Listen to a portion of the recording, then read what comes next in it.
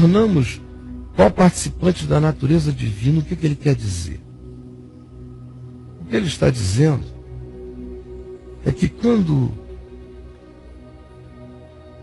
o conhecimento de Deus me chega, e ele me chega como Evangelho, o Evangelho carrega a promessa da vida eterna e da vida abundante aqui e agora, não como expressão de poder externo e humano. Vida abundante é onde a vida acontece, no interior, no coração. O Evangelho é promessa de libertação de enganos, auto-enganos. Conhecereis a verdade vos libertará. O Evangelho é libertação de todo medo de juízo. Quem crê em mim já passou da morte para a vida, não entra em juízo. O Evangelho é promessa de presença de Deus conosco o tempo todo, todos os dias, de habitação de Deus em nós, como penhor do Espírito, penhor do Espírito Santo, nos marcando, dizendo: eu sou o penhor, a garantia de que vocês são de Deus. Eu, o Espírito Divino, habito em vocês como garantia de que vocês são de Deus. Eu sou o penhor, garantia. Promessas. Promessas e promessas de vida, de mente que cresce, de consciência que se aprofunda, de percepção de Deus, de confiança, de paz, de experiência nele, de expressão do caráter dele que vai crescendo em nós, como misericórdia, justiça, perdão. Esse é conhecimento de Deus do ponto de vista do Evangelho. Por tal conhecimento de tais promessas do Evangelho, quando eu as abraço pela fé e me submeto a essa promessa, porque aquele que prometeu é fiel e a promessa dele é a palavra real. Se eu me submeto em alegria esperançosa e pratico a palavra da promessa, eu vou me tornando crescentemente co-participante da natureza divina. Cristo vai sendo formado em mim. Eu vou me cristificando. E esse processo me livra das minhas ambivalências, porque me livra da corrupção das minhas paixões que há no mundo de Pedro. A essa altura da vida ele se recorda de que muitas das suas paixões da juventude, ele delas tinha ficado livre. E acrescenta: por isso mesmo, vós, reunindo toda a vossa diligência, porque ele fez tudo isso de graça, e tudo isso é verdade, está disponível, mas demanda que quem quer queira, que quem diga eu preciso, faça toda a sua parte, que quem diz socorro, reúna diligentemente todas as suas energias na direção de alcançar o socorro, que é mais do que socorro, é graça de uma vida divina implantada em nós. Com diligência. Se vocês querem isto, que está doado e disponibilizado, então juntem todas as energias do ser, reúnam toda a vossa diligência,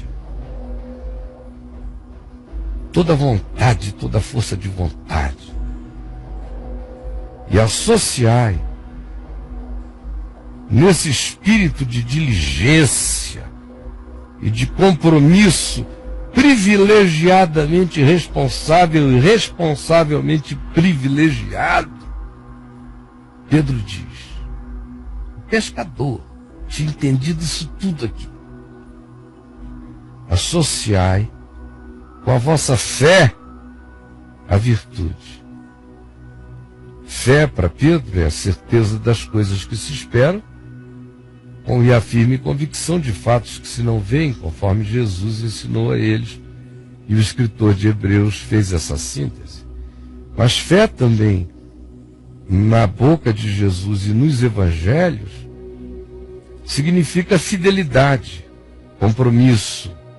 Fé significa também a confiança no que Deus fez e prometeu e não mente acerca disso e não falhará. Fé também significa o entendimento do Evangelho no seu corpo de compreensão essencial. É isso que Paulo chama de defesa da fé. Cristo em nós, a centralidade da cruz, a inegociabilidade da ressurreição, a graça de Deus como misericórdia salvadora. Fé. Paulo diz, com essa fé, associem-na à virtude, ao poder, às realizações, para que ela não seja uma fé mergulhada em intensidades subjetivas, mas ela se manifeste nas concreções relacionais, porque a fé sem obras, sem virtude, é morta. Com a virtude, com o poder realizador, que a fé energiza a gente e o coração diligente aplica essa fé à prática e tem poder para praticá-la,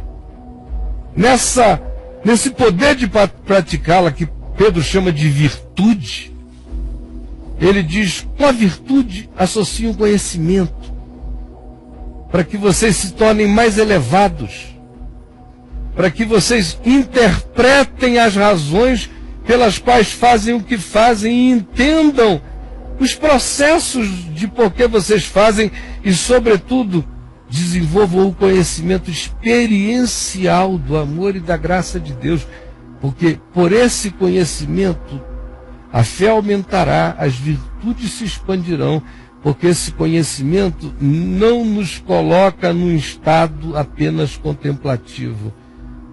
A palavra conhecimento no Novo Testamento, praticamente todas as vezes, significa conhecimento experiencial, não teórico. Com o conhecimento, associa o domínio próprio. Porque uma pessoa que começou a entender mais, a discernir mais, a saber mais, adquire poder também. E também adquire impaciência, também adquire um potencial para arrogância, para soberba. Por isso, associe o conhecimento ao domínio próprio, ao autocontrole, ao enxergar-se a si mesmo, ao colocar-se sob domínio da própria consciência, vendo-se sempre. E não sendo indulgente com nenhuma maldade, vaidade, soberba, arrogância ou perversão dentro de mim. Domínio próprio. E com o domínio próprio, associai a perseverança. Para que vocês não sejam pessoas que se dominem apenas de vez em quando, mas que a vida de vocês também seja positiva, que o domínio próprio de vocês não apenas os refreie de fazer o mal, mas que esse mesmo poder que refreia vocês de fazerem o mal, os energizem na perseverança, que é a prática do bem.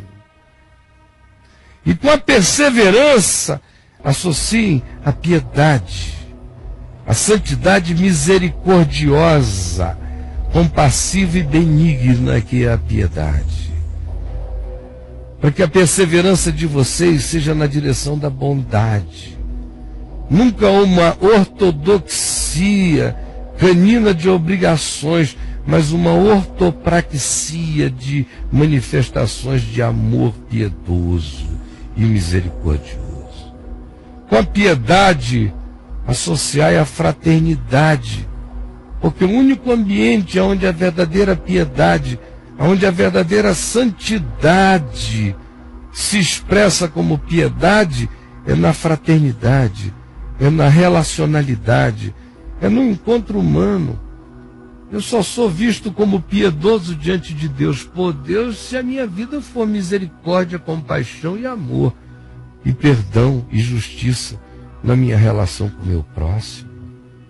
Portanto, é na fraternidade que a piedade cresce, e é na experiência de amar o irmão, apesar dele e apesar de mim, que o amor se desenvolve em mim. Porque eu só crescerei em amor nesta vida se eu conseguir amar meu próximo como a mim mesmo. No dia que eu amá-lo como a mim mesmo, eu ainda sou um servo inútil do amor. Agora, no dia que eu o amar mais do que a mim mesmo, como João sugere e ordena de fato, dizendo que assim como Cristo deu a vida por nós, nós também nos devemos dar a vida pelos irmãos. E irmãos aqui são todos os seres humanos, não os membros de um clube religioso. É o próximo. Pois bem, quando a gente chega nesse nível, a gente vai virando um ente amor. Mas essa é uma viagem, um caminho sobremodo excelente que a gente tem que percorrer. E não existe a menor chance de que o amor se desenvolva em mim sem ser no ambiente da relatividade do encontro humano. Porque Deus determinou que o amor só cresce em mim através da expansão dele no meu abraçar, acolher e discernir meu próximo. Aí ele cresce em mim como amor. Distanciado dessa relação humana, eu posso cantar dias e dias, ler a Bíblia milhares de vezes, mas o amor não vai se manifestar em mim. Ele só se manifesta na ortopraxia do encontro fraterno, da comunhão, ou até mesmo no vencer o mal com o bem, no encontro fratricida. Mas é aí que o amor cresce. E Pedro prossegue. Porque estas coisas, existindo em vós, e em vós aumentando todo dia, fazem com que não sejais nem inativos, como a maioria de nós está em estado de inatividade, de dormência, são videiras dormindo. Porque estas coisas existindo em vós e em vós aumentando, fazem com que não sejais nem inativos, nem infrutuosos como tendes sido. Não.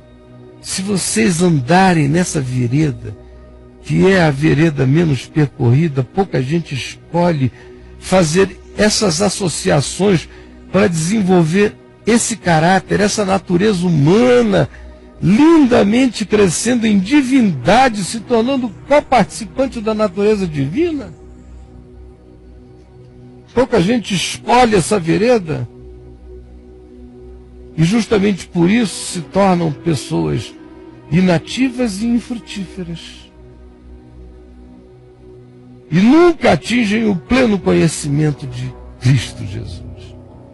Porque para a gente conhecer Jesus, o caminho é esse, da prática cotidiana dessas associações, conscientemente, olhando para fora, olhando para dentro e andando quebrantadamente. Assim, se estas coisas existindo em vós, e em vós aumentando, porque a ideia não é que elas diminuam, mas que elas cresçam. Eu não posso terminar a vida pior do que eu comecei. A minha velhice não será jamais feia, ou menos bonita, ou menos interessante do que a minha juventude na fé. É para lá que eu estou andando. se a minha juventude na fé foi bonita, eu estou andando na direção de que a minha velhice e maturidade na fé seja no caminho maravilhosamente excelente. Quero que isso aumente em mim e diminua jamais. Porque se aumentarem em mim, elas farão com que eu nunca seja inativo, nunca seja infrutífero, e o conhecimento de Cristo jamais seja vão na minha vida. Pois aquele a quem estas coisas estão presentes, pois aquele a quem estas coisas não estão presentes, essas coisas todas da fé, da virtude, do conhecimento, do domínio próprio, da perseverança, da fraternidade, do amor, da fé, se essa realidade não estiver presente como consciência em nós, de que esse é o nosso chamado, a gente foi feito para sermos filhos de Deus mesmo. Não por uma relação de cartório, mas porque a nossa natureza se transformou na natureza divina.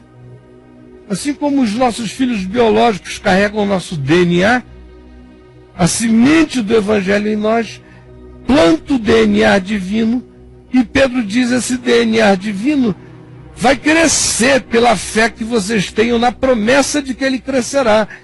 E essa promessa precisa reunir a diligência da consciência de vocês para vocês andarem esses degraus.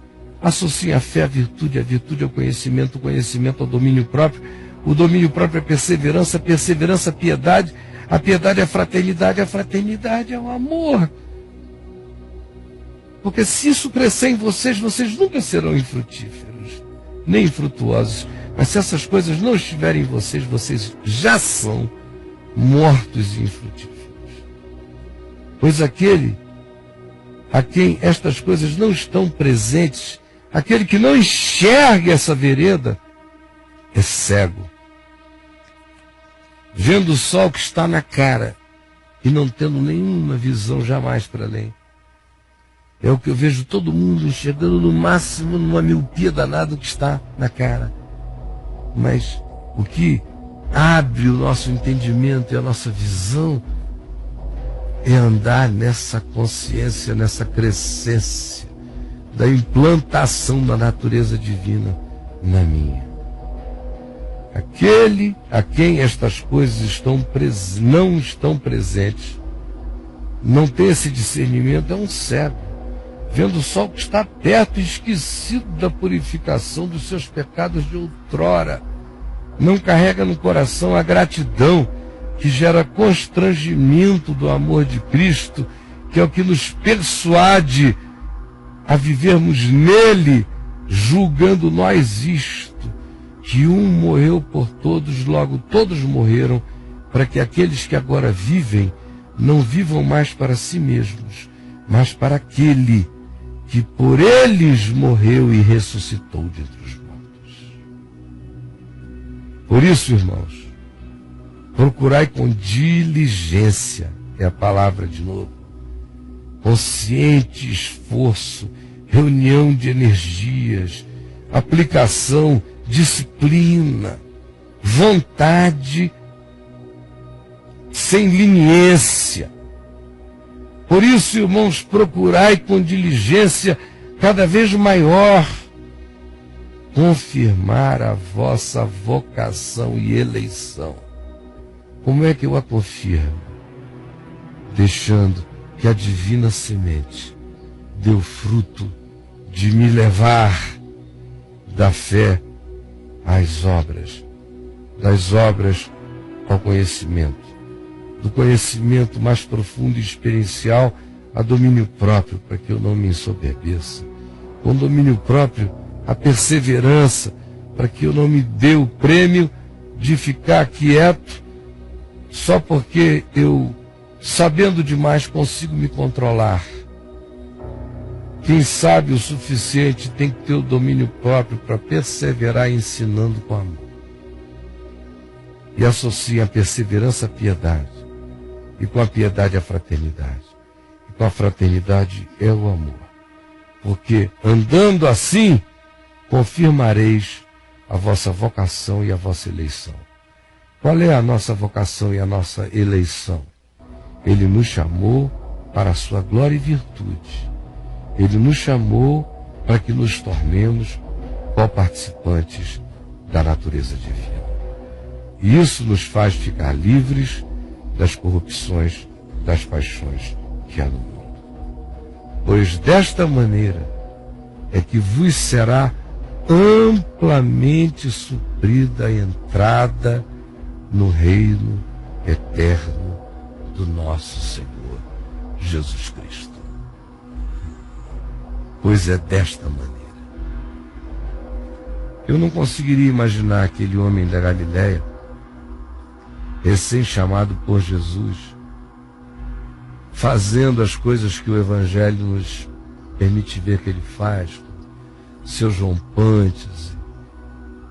Tudo que brota nele de bom é revelação do Espírito, porque ele entregue aos seus rompantes, de vez em quando, Pedrão faz uma calamidade.